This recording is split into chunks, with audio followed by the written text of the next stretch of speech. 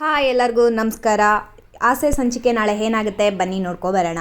ರಂಗನಾಥ್ ಸೂರ್ಯಂಗೆ ಕಾಲ್ ಮಾಡ್ತಾ ಎಲ್ಲಿದ್ದಾನೆ ಸೂರ್ಯ ಅಂತ ಕಾಲ್ ಮಾಡ್ತಾ ಇರ್ತಾರೆ. ಅಜ್ಜಿಗೆ ಬರ್ತಡೇ ಇದು ಮಾಡೋಣ ಸೆಲೆಬ್ರೇಟ್ ಮಾಡೋಣ ಅಂತ. ಆದರೆ ಸೂರ್ಯ ಕಾಲೇ ಪಿಕ್ ಮಾಡ್ತಾ ಇರಲ್ಲ. ತುಂಬ ಸಲ ರಂಗನಾಥ್ ಟ್ರೈ ಮಾಡ್ತಾ ಇರ್ತಾನೆ, ಆದರೆ ಕಾಲೇ ಪಿಕ್ ಮಾಡಲ್ಲ. ಆಗ ಮೀನಾ ಆಚೆ ಬರ್ತಾ ಇರ್ತಾಳೆ. ಆಗ ಮೀನಾ ಎಲ್ಲಮ್ಮ ನಿಮ್ಮ ಗಂಡ ಏನು ಫೋನೇ ಎತ್ತುತ್ತಿಲ್ಲ ಏನು ಅಂತ ಕೇಳ್ತಾರೆ. ಅವ್ರು ಕಾರೇನ ಓಡಿಸ್ತಿರ್ಬೇಕು, ಅದಕ್ಕೆ ಪಿಕ್ ಮಾಡ್ತಾ ಇಲ್ಲ ಮಾವ, ಬ್ಯುಸಿ ಇರಬೇಕು ಕೆಲಸದಲ್ಲಿ ಅಂತ ಹೇಳ್ತಾಳೆ ಮೀನಾ. ಆಗ ರಂಗನಾಥ್ ಎಷ್ಟೇ ಬ್ಯುಸಿ ಇದ್ರು ನನ್ನ ಫೋನ್ ಪಿಕ್ ಮಾಡ್ತಿದ್ದ, ಕಾರ್ನ ಸೈಡ್ಗೆ ಹಾಕ್ಬಿಟ್ಟು ಏನಪ್ಪ ಹೇಳಪ್ಪ ಅಂತ ಮಾತಾಡ್ತಿದ್ದ. ಬಟ್ ಇವತ್ತೇನಾಯ್ತಮ್ಮ ಮೀನಾ ಅಂತ ಕೇಳ್ತಾರೆ. ಆಗ ಮೀನಾ ಗೊತ್ತಿಲ್ಲ ಮಾವ ಅಂತಾಳೆ. ಆಗ ರಂಗನಾಥ್ ಮೀನಾ ನೀನೊಂದ್ಸಲಿ ಕಾಲ್ ಮಾಡಮ್ಮ ಸೂರ್ಯಂಗೆ, ನೋಡೋಣ ಪಿಕ್ ಮಾಡ್ತಾನ ಅಂತ ಹೇಳ್ತಾರೆ. ಆಗ ಮೀನಾ ಕಾಲ್ ಮಾಡ್ತಾಳೆ ಸೂರ್ಯಂಗೆ, ಪಿಕ್ ಮಾಡ್ತಾನ ಇಲ್ವಾ ಅಂತ.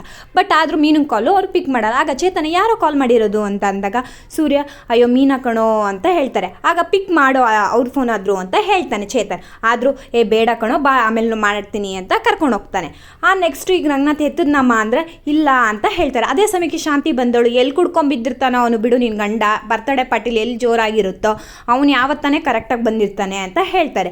ಆಗ ಮೀನಿಗೆ ರಂಗನಾಥ್ಗೆ ತುಂಬ ಕೋಪ ಬರುತ್ತೆ. ಆಗ ಮನೋಜ ಬಂದ್ಬಿಟ್ಟು ಏನು ಕೆಲಸನೋ ಏನಪ್ಪ, ನಾನೇ ದೊಡ್ಡ ಬಿಸ್ನೆಸ್ ಮ್ಯಾನ್ ಆಗಿ ನಾನೇ ರಜೆ ಹಾಕಿದ್ದೀನಿ, ಅವ್ನಿಗೆ ಇನ್ನೇನು ಕೆಲಸ ಇರುತ್ತೆ ಅಂತ ಅವನು ವ್ಯಂಗ್ಯವಾಗಿ ಮಾತಾಡ್ತಾನೆ ಶಾಂತಿಯವರು.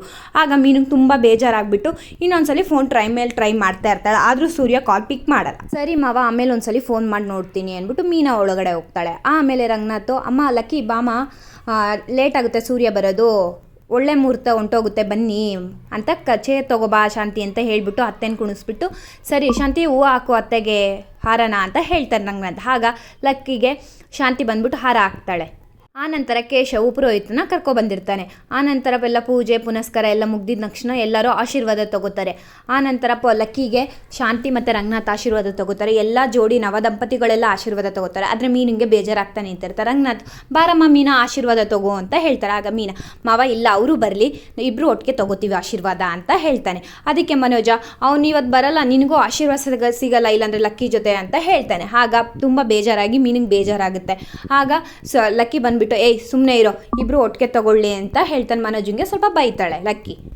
ಕೇಶವ ಸರಿ ರಂಗನಾಥ್ ನಾನು ಹೊಡ್ತೀನಿ ಅಂತ ಹೇಳ್ತಾನೆ. ಆಗ ರಂಗನಾಥ್ ಯಾಕೋ ಇಷ್ಟು ಬೇಗ ಹೋಗ್ತಿದ್ಯಾ ಅಂತಾನೆ. ಇಲ್ಲ ಹೊಡ್ತೀನಿ ಅಂತ ಕೇಶವನು ಪುರೋಹಿತನ ಕರ್ಕೊಂಡು ಹೊರಡ್ತಾರೆ. ಆ ನಂತರ ಬಂದ್ಬಿಟ್ಟು ಕಸ್ತೂರಿ ಶಾಂತಿ ಅಂತ ಜೋರಾಗಿ ಕಿರ್ಚ್ಕೋತಾ ಇರ್ತಾರೆ. ಆಗ ರಂಗನಾಥ್ ಯಾರೋ ಕಿರ್ಚ್ತವ್ರಲ್ಲ ಶಾಂತಿ ಅಂತ, ಇದು ಕಸ್ತೂರಿ ವಾಯ್ಸ್ ಇದ್ದಂಗೆ ಇದೆಯಲ್ಲ ಅಂದ್ಬಿಟ್ಟು ಶಾಂತಿ ಕಸ್ತೂರಿ ಏನೋ ಬಂದಂಗಿದೆ ನೋಡು ಎಷ್ಟು ಜೋರಾಗಿ ಕಿರ್ಚ್ತಿದ್ದಾಳೆ ಅಂತ ಹೇಳ್ತಾರೆ. ಆಗ ಶಾಂತಿ ಅಯ್ಯೋ ಇವಳೇನು ಇಷ್ಟು ಜೋರಾಗಿ ಕಿರ್ಚ್ತಿದ್ದಾಳೆ ಅಂತ ಹೊರಗಡೆ ಬಂದು ನೋಡಿದಾಗ ಆ ಕಸ್ತೂರಿಗೆ ತುಂಬ ಸುಸ್ತಾಗ್ಬಿಡುತ್ತೆ.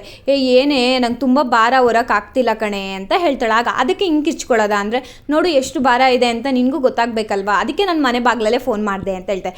ಸರಿ ಅಂತ ಅಂತಾಳೆ, ಎತ್ಕೋ ಇದನ್ನ ಒಳಗೆ ಹೋಗೋಣ ಅಂತ. ಆಗ ಶಾಂತಿ ರವಿ ಬಾರೋ ಇಲ್ಲಿ ಎತ್ಕೊಳ್ಳೋ ಅಂತ ಹೇಳ್ತಾನೆ.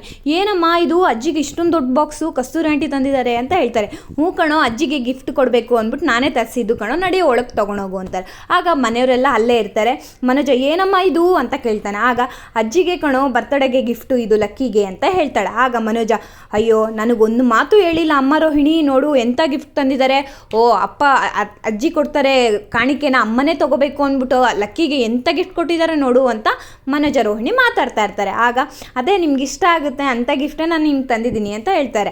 ಆಗ ಲಕ್ಕಿ ಮಿಡ್ತೇನೋ ಏನು ಪರವಾಗಿಲ್ಲ, ಇವಾಗ ನನ್ನ ಪರ ಮಾತಾಡ್ತಿದ್ದಾಳೆ, ನನಗೋಸ್ಕರ ಗಿಫ್ಟ್ ತಂದಿದ್ದಾಳೆ ಅಂತ ರಂಗನಾಥ್ ಹತ್ರ ಹೇಳ್ತಾಳೆ. ಆಗ ಅವು ಹೋಗ್ಲಿ ಬಿಡು ಒಳ್ಳೆ ಬುದ್ಧಿ ಬಂದಿರುತ್ತೆ ಅಂತ ಲಕ್ಕಿ ಹೇಳ್ತಾರೆ. ಆಗ ಶಾಂತಿ ಹ್ಞೂ ಅತ್ತೆ ನನಗೆ ಒಳ್ಳೆ ಬುದ್ಧಿನೇ, ನಿಮ್ಮ ಬರ್ತಡೇ ಅಲ್ವಾ ಇವತ್ತು ಸ್ಪೆಷಲ್ ಡೇ ಅಲ್ವಾ ಅದಕ್ಕೋಸ್ಕರ ಅತ್ತೆ ಅಷ್ಟೇ ಅಂತ ಹೇಳ್ತಾಳೆ. ಆ ನಂತರ ಎಲ್ಲರೂ ಅವ್ರವ್ರ ಪಡುಗೆ ಹೋಗ್ತಾರೆ. ಆಗ ಮೀನಾ ಅಡುಗೆ ಮನೇಲಿ ಕೆಲಸ ಮಾಡ್ತಾ ಇರ್ತಾಳೆ. ಲಕ್ಕಿ ಅಲ್ಲಿಗೆ ಹೋಗಿ ಏನೇ ನೀನು ಇನ್ನೂ ರೆಡಿಯಾಗಿಲ್ಲ, ನೀನು ಒಬ್ಬಳೇನ ಕೆಲಸ ಮಾಡೋಕ್ಕಿರೋದು, ಇನ್ನು ಯಾರಿಗೂ ಬರಲ್ವಾ ಮಾಡೋಕ್ಕೆ, ನಿಮ್ಮ ಅತ್ತೆ ಎಲ್ಲೋಗಿದ್ದಾಳೆ ಶಾಂತಿ ಅಂತ ಬೈತಾ ಇರ್ತಾರೆ ಮೀನಿಗೆ. ಆಗ ಅತ್ತೆ ಗೊತ್ತಿಲ್ಲ ನಂದೇ ಅಲ್ವಾ ಅಡುಗೆ ಜವಾಬ್ದಾರಿ, ಅದಕ್ಕೆ ಅಡುಗೆ ಮಾಡ್ತಾ ಇದ್ದೀನಿ ಅಂತಾರೆ. ಇನ್ನೂ ನೀನು ರೆಡಿನೇ ಆಗಿಲ್ಲ.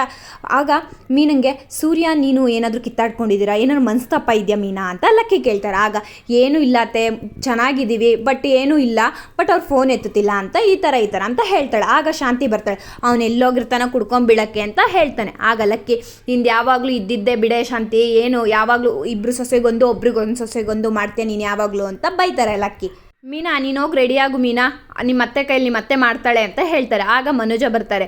ಆಗ ಮನೋಜಂಗೆ ನಿನ್ನ ಹೆಂಡ್ತಿಗೇನೋ ಅಡುಗೆ ಗಿಡಿಗೆ ಏನು ಮಾಡೋಕ್ಕೆ ಬರಲ್ವೇನೋ, ಕರಿಯೋ ಮಾಡೋಕ್ಕೆ ಹೇಳೋ ಅಂದಾಗ ಮನೋಜ ಅವಳು ದೊಡ್ಡ ಬ್ಯೂಟಿ ಪಾರ್ಲರ್, ಅವಳಿಗೆ ಅಡುಗೆ ಗಿಡಿಗೆ ಮಾಡೋಕ್ಕೆ ಬರಲ್ಲ, ಅದಕ್ಕೆ ಬಣ್ಣ ಮಾತ್ರ ಬಳಿಯೋಕ್ಕೆ ಬರುತ್ತೆ, ಅಡುಗೆಗೆ ಎಷ್ಟು ತಕ್ಕದಾಗಿ ಉಪ್ಪು ರುಚಿ ಎಲ್ಲ ಮಾಡೋಕ್ಕೆ ಬರಲ್ವಾ, ಶಾಂತಿ ನಿನ್ನ ಸೊಸೆಗೆ ಹೇಳ್ಕೊಡ್ಬೇಕು ಅಂತ ಗೊತ್ತಾಗಲ್ವ ಅಂದಾಗ ಅತ್ತೆ ಅವಳಿಗೆಲ್ಲ ಮಾಡೋಕ್ಕೆ ಬರಲ್ಲ, ದೊಡ್ಡ ಮನೆಯಿಂದ ಬಂದವಳು ಅಂತ ಹೇಳ್ತಾರೆ. ಆಗ ಹೋಗಮ್ಮ ನೀನು ಮೀನಾ, ನೀನು ರೆಡಿ ಆಗ್ಬಿಟ್ಟು ಬಾ, ಏನಕ್ಕೆ ಉಮಗೋಳು ದೊಡ್ಡಬೇಲೆ ಓಡಾಡ್ತಿದ್ಯಲ್ಲ, ಚಿನ್ನು ದೊಡ್ಡಬೇಲ ನಿಂದ ಏನಾಯಿತು ಅಂತ ಹೇಳ್ತಾಳೆ. ಆಗ ಮೀನು ತುಂಬ ಬೇಜಾರಾಗಿ ಅತ್ತೆ ಕಡೆ ನೋಡ್ತಾಳೆ. ಆಗ ಏನು ಅವಳ ಕಡೆ ನೋಡ್ತಿದ್ದೆ, ಇನ್ನೂ ನಿಮ್ಮ ಅತ್ತೆ ಕೊಟ್ಟಿಲ್ವ ನೀನು ಒಡವೆಗಳೆಲ್ಲ, ಅವಳದೆಲ್ಲ ನಾನು ಮಾಡ್ಸಿರೋದು ಅದು ಗೋಲ್ಡ್ ಎಲ್ಲ ಅಂತ ಹೇಳ್ತಾಳೆ.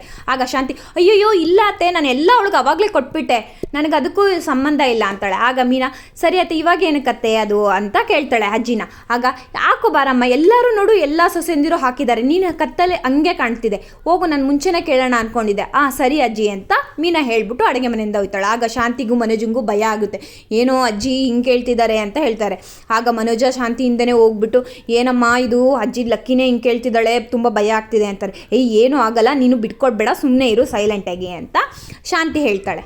ಆನಂತರ ಮನೋಜ ಎಲ್ಲರೂ ಇರ್ತಾರೆ. ಕಸ್ತೂರಿ ಆಂಟಿನ ಎಲ್ಲಿ ತೊಗೊಂಡ್ರಿ ಟಿ.ವಿ ಅಂತ ಶಾಂತಿನ ಕಸ್ತೂರಿ ಆಂಟಿನ ಮನೋಜ ಕೇಳ್ತಾನೆ. ಆಗ ನೆನ್ನೆನೇ ಶೋರೂಮಲ್ಲಿ ತೊಗೊಂಡು ಅವ್ರ ಮನೇಲಿ ಇಟ್ಟಿದೆ ಕಣೋ, ಅಜ್ಜಿ ಅತ್ತೆ ಕೊಡೋಣ ಅಂತ ಹೇಳ್ತಾರೆ.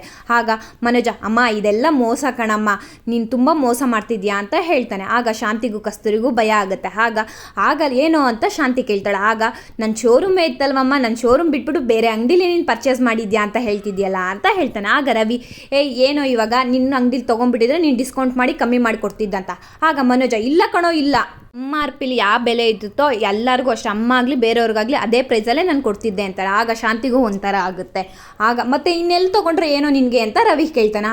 ಆಗಲ್ಲ ಕಣೋ, ನಮ್ಮ ತರಲು ತೊಗೊಂಡಿದ್ರು ನನಗೂ ಸ್ವಲ್ಪ ಬಿಸ್ನೆಸ್ ಆಗ್ತಿತ್ತು, ನನಗೂ ಸ್ವಲ್ಪ ಡೀಲರ್ಶಿಪ್ ಚೆನ್ನಾಗಿ ಸಿಕ್ತಿತ್ತಲ್ವಾ ಅಂತ ರವಿ ಹೇಳ್ತಾನೆ, ಮನೋಜ ಹೇಳ್ತಾನೆ. ಆಗ ರವಿ ಈ ಥರ ಏನಕ್ಕೋ ಮಾಡ್ತೀಯ, ಅವ್ರಿಷ್ಟ ಅವರೆಲ್ಲರೂ ತೊಗೊಂಡು ಕೊಡ್ತಾರೆ ಅವ್ರ ಅತ್ತೆಗೆ, ನಿನಗೆ ಯಾಕೋ ಅಂತ ಹೇಳ್ತಾರೆ. ಆಗ ಎಲ್ಲರೂ ಸುಮ್ಮನೆ ನಗ್ತಾ ಇರ್ತಾರೆ.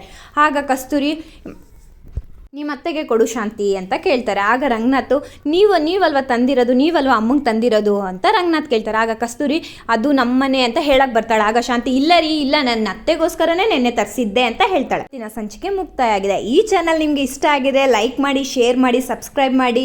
ದಿನ ಹೀಗೆ ನಿಮಗೆ ಹೊಸ ಹೊಸ ವಿಡಿಯೋ ತರ್ತಾ ಇರ್ತೀನಿ. ನಾಳೆನ ಸಂಚಿಕೆ ಇವತ್ತೇ ಆಗ್ತೀನಿ. ನಿಮ್ಮ ಖುಷಿನ ಎಂಜಾಯ್ ಮಾಡಿ. ಆಸೆ ಸೀರಿಯಲು ಜನಪ್ರಿಯವಾಗಿದೆ. All the best.